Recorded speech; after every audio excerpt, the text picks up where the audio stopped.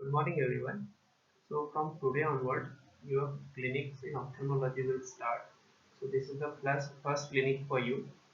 So, as all of you know, your pattern of MBBS is little changed now. Now you will be called IMG, that is Indian Medical Graduates.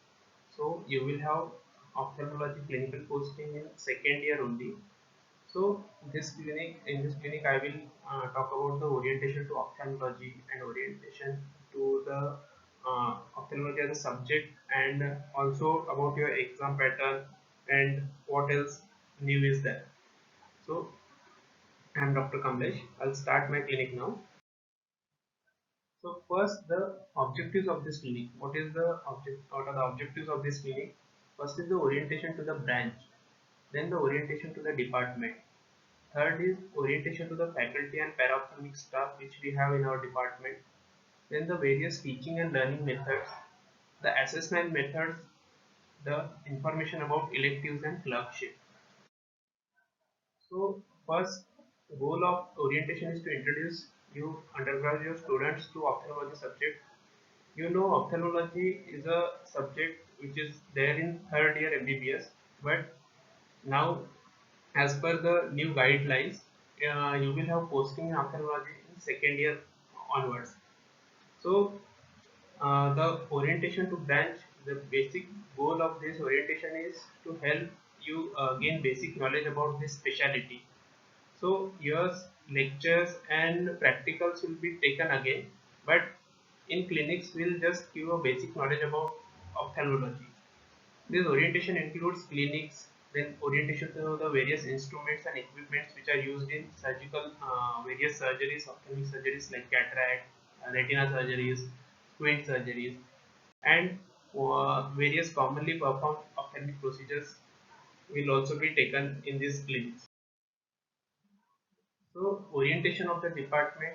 So our department comprises of OPD, which is there in the ground on the ground floor in OPD section, OPD number 7.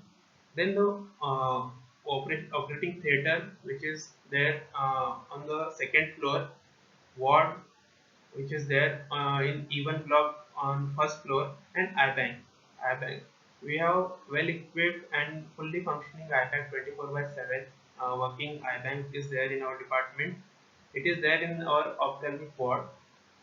So, on in addition to this, there are three peripheral centers. One center is in Turchi, the rural health center. Uh, uh, then the other two centers are at Kadegaon and then again Ankalpo. So from these various peripheral centers, we bring the patients for cataract surgeries via CAM. Also, there are these are all the referral centers where from where the patients are getting referred here for if there is any tertiary care.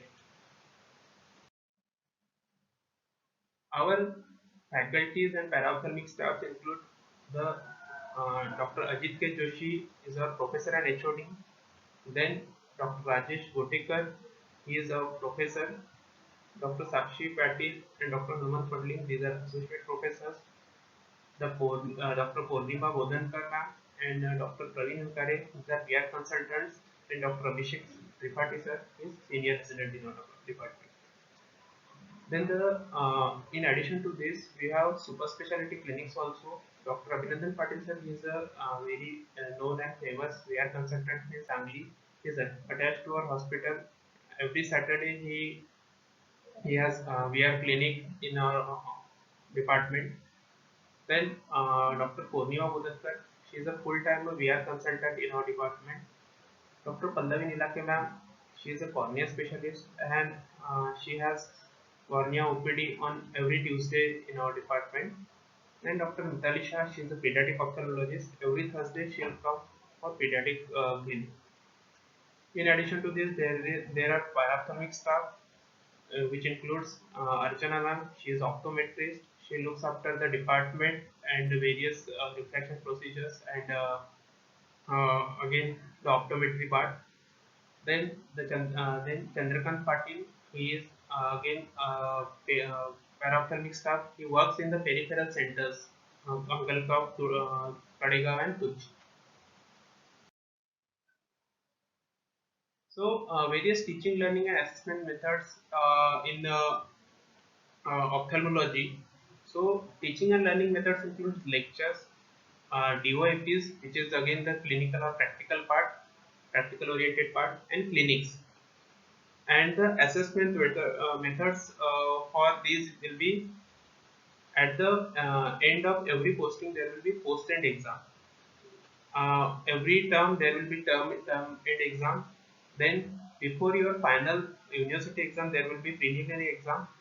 The internal assessment will be there. You have to complete your logbook also. So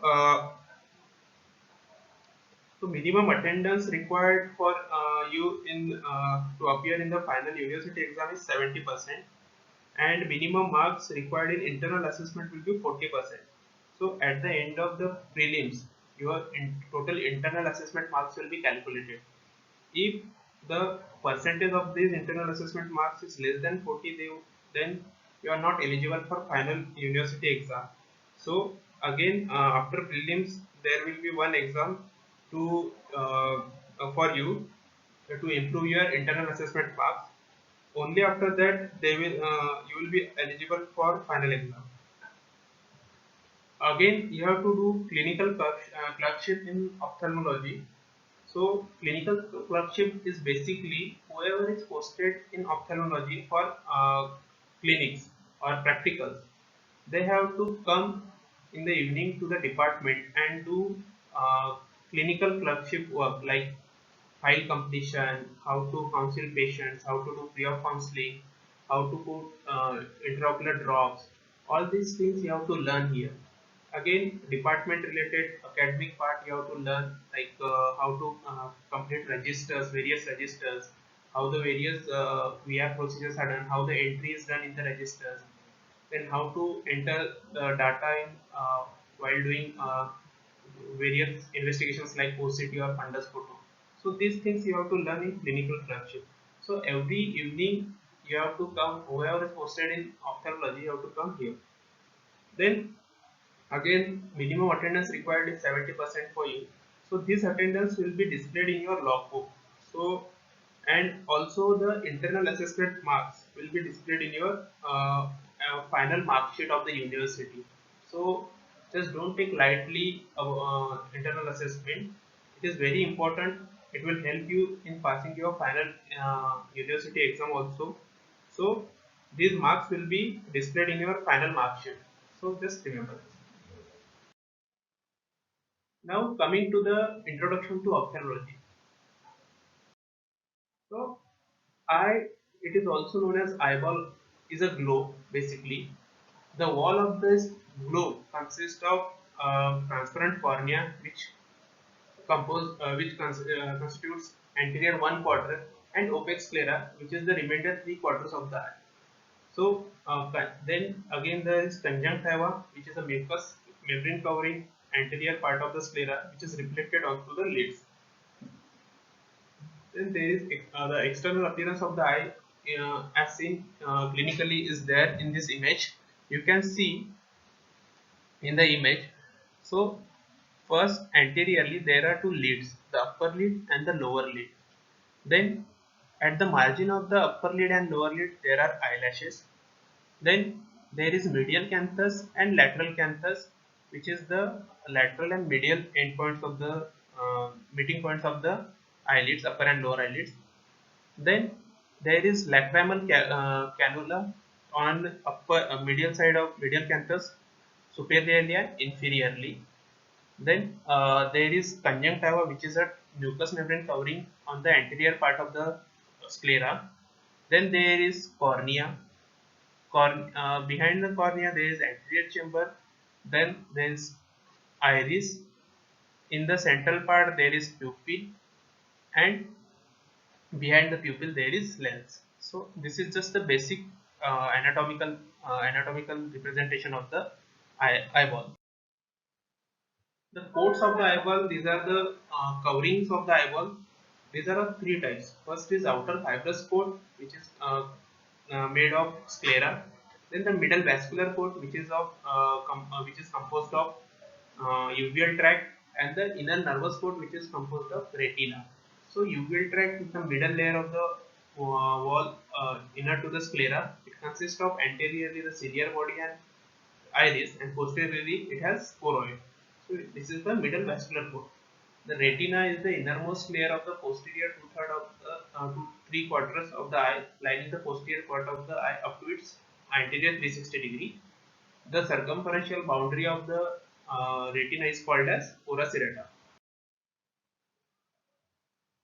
Then comes the lens, which divides eye globe into two segments, the anterior segment and posterior segment. So anterior segment, it is the part of the eye globe which is segment of the eye globe which is anterior to the lens. It contains clear watery fluid called aqueous humor. The posterior segment, it is behind the lens, which contains the transparent gel-like substance called vitreous humor. Then again, anterior segment is divided into two chambers called anterior chamber and posterior chamber by iris.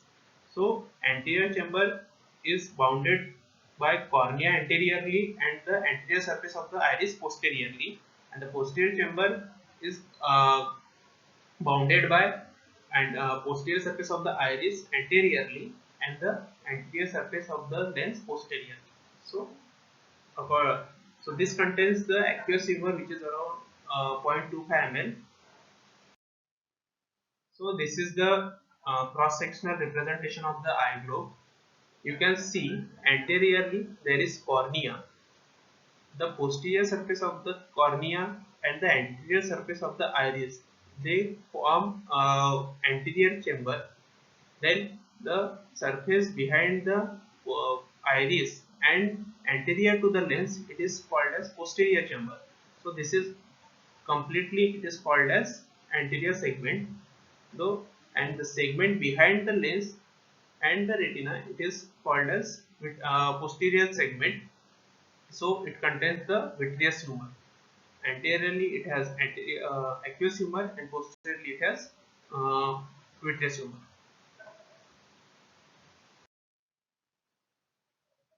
Coming to the orbit, it houses the eyeball.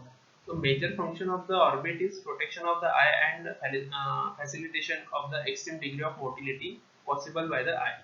So there are seven bones which form the orbit.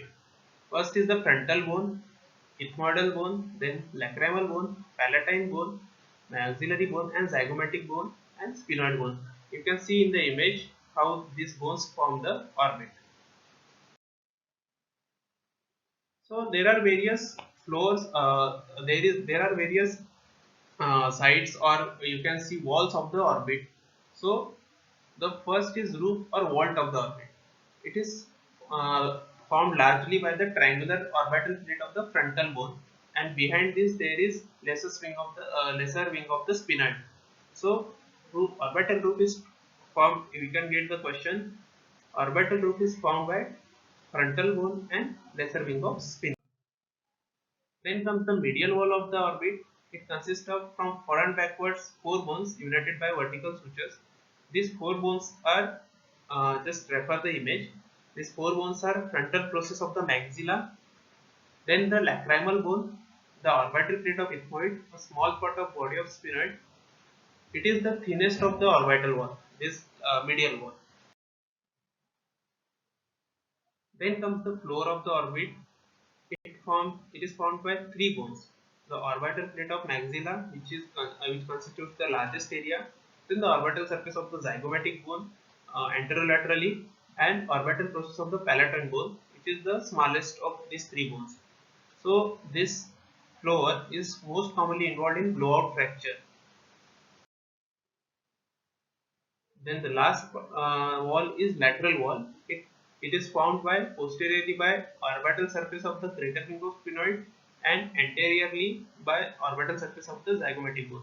So you can get a question. The lateral wall, it is for lateral wall of the orbit. It is formed by greater wing of sphenoid and orbital surface of the zygomatic bone. So in addition to these four orbital walls, there are four orbital margins: the superior orbital margin, lateral orbital margin, inferior orbital margin, and medial orbital margin. So superior orbital margin, it is formed by frontal bone. It has supraorbital notch. which is a landmark for giving peripulpal block in the superior lid. So it has a clinical significance also. Then the lateral orbital margin, it is found by the zygomatic bone. The inferior orbital margin, it is found by zygomatic bone and maxilla, and the medial orbital margin, it is mostly found by nasal bone and ethmoid bone, and also the some part it is made by maxilla.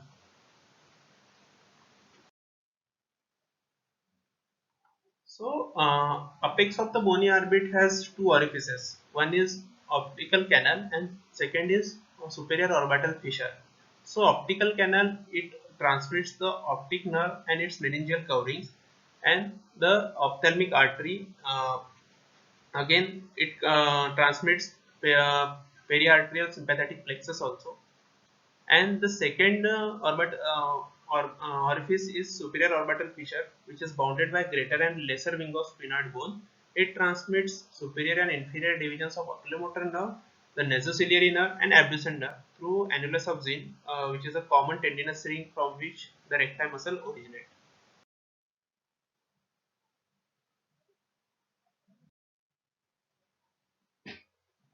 Next comes the extraocular muscles.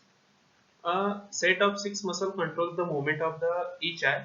4 recti muscle and 2 oblique muscles. The 4 recti muscles are superior, inferior, lateral and medial rectus, and 2 oblique muscles are superior and inferior oblique. So nerve supply of these extraocular muscles, you can remember it as lateral rectus is supplied by abducens nerve, which is a sixth cranial nerve. Superior oblique, it is supplied by trochlear nerve, which is a fourth cranial nerve, and the 4 recti muscles are supplied by the oculomotor nerve, which is the third cranial nerve. So to remember this, you can remember it as LR6, that is lateral rectus supplied by 6th cranial nerve, SO4, that is superior oblique supplied by 4th cranial nerve, and all the rest cranial muscles are supplied by oculomotor nerve. Spiral of Tilloch's is the insertion of recti muscles from the insertion of these 4 recti muscles forms an imaginary spiral ring around the limbus. So the insertion point of these 4 recti muscles, they form one spiral. It is called a spiral of Tilloch's. So medial rectus is inserted nearest and superior rectus is inserted farthest from the limbus. To remember the distance of each muscle, you can remember it as medial rectus is inserted about 5.5 millimeter from the limbus. Inferior rectus, just go in the clockwise direction. Medial rectus around 5.5 away from the limbus. Inferior rectus around 6.5 away from the limbus. Then lateral rectus around 7 millimeters from the limbus, and superior rectus, which is inserted around 7.5 millimeters away from the limbus. So medial rectus is nearest and superior rectus is farthest from the limbus. Clinical significance of this insertion is, it is an important landmark during strabismus surgery. During squint surgery, you have to identify these recti muscles, and then you have to pass a bradle suture under these muscles. Again, the sclera is thinnest at the insertion of rectus, which is a common site for perforation during severe blunt trauma to the globe. So next comes the eye movements. So eye movements, they are uniocular eye movements and binocular eye movements. So uniocular eye movements are called as ductions. So various uniocular eye movements are abduction, adduction, elevation, depression, intorsion and extorsion. So the main muscles for these are, for abduction, that is inward movement of the eye, outward movement of the eye. It is main muscle is lateral rectus, and other muscles which are contributing to this movement is superior oblique and inferior oblique. Then for adduction, which is inward movement of the eyeball, the medial rectus is the main muscle, and in addition to that, superior rectus and inferior rectus helps in this movement. Elevation, this is upward movement of the eyeball. It is the main function is of superior rectus and inferior oblique, and the depression, that is downward movement of the eyeball. The main muscle acting here is inferior rectus and superior oblique. intorsion is the inward circular movement of the eyeball, where the main muscle is superior oblique, and extorsion is the outward circular movement of the eyeball. The main muscle is inferior oblique. The versions are coordination between the various extraocular muscles in binocular movement. So these the conjugate movements and disconjugate movements, these are two types of versions. The conjugate movements here, the abduction, suppose the abduction of one eye is accompanied by adduction of other eye. That means the eye, uh, both eyes are moving in same direction. Suppose patient is looking at his right, so the right eye lateral rectus will move the muscle in right direction, and medial rectus of the left eye will move the left eye in right direction. So this is called as conjugate movement. So there is abduction of one eye and accompanied by adduction of other eye. Disconjugate movements, there is bilateral adduction of the eye in convergence and abduction of the eye in divergence. So both muscles are acting in opposite direction. So then versions are again divided into various types like levoversion, dextroversion, dextroelevation, and dextrodepression. So various muscles acting here are, suppose in levoversion there is medial rectus muscle, and the left eye, the synergist muscle will be lateral rectus. In dextroversion, in right eye lateral rectus will act, and in left eye medial rectus will act. So these are called yoke muscles because the movement is in same, and the direction of action is in same direction. Then dextroelevation, here the superior rectus in right eye will act and inferior oblique of the left eye will act, and dextrodepression, inferior rectus of the right eye will act and superior oblique of the left eye will act. So after that comes the eyelid and adnexa. So the eyelids, they are covered anteriorly by skin and posteriorly by the mucous membrane called as palpebral conjunctiva. So conjunctiva, as you know, it is a mucus covering on the sclera and inner surface of the eyelid. So the part of conjunctiva which is covering the sclera, it is called as bulbar conjunctiva, as it is covering the bulb or globe, and the part of conjunctiva which is covering the inner surface of the eyelids, it is called as palpebral conjunctiva. So posteriorly the lids are covered by palpebral conjunctiva, anteriorly by it is covered by skin. It contains various muscles, glands, blood vessels, nerves. These are all bound together by connective tissue. Particularly, it is particularly dense at the posterior part where it forms the steep plate called as tarsus. Various glands which are present in lids are Zee's gland, sebaceous follicles of cilia or eyelashes. The glands of Moll, which are the sweat glands near the edge of the lid, their ducts open into the ducts of Zee's gland or hair follicle and not directly onto the surface of the skin. Third comes the meibomian or tarsal glands. These are modified sebaceous glands. They are directed vertically, and each gland opens by a single duct on the margin of the lid. There are around 20 to 30 glands in meibomian glands in each lid.